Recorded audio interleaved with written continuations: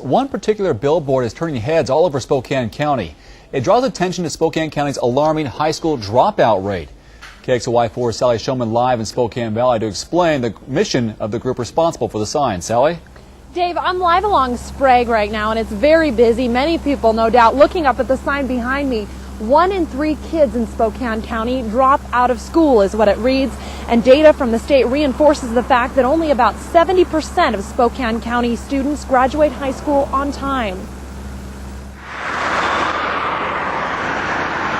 It's actually a very large crisis in our community. A huge crisis on huge signs all over Spokane. It's been about that level for the last few years. It just hasn't gotten any attention. The billboards were put up by the largest dropout prevention organization in the country, Communities in Schools.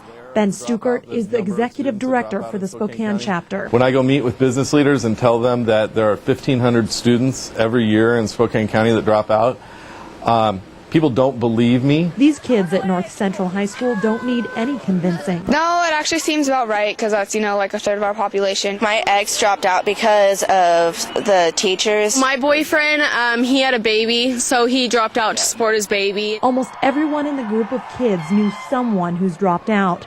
They've also watched dropouts fail in the working world. Finding a job is a lot harder because my boyfriend had went and recently applied at several jobs and they wouldn't accept him because he didn't have his GED or his diploma. It's not a world where we were 30 years ago where a 30% dropout rate was okay because those people had a place in our economy.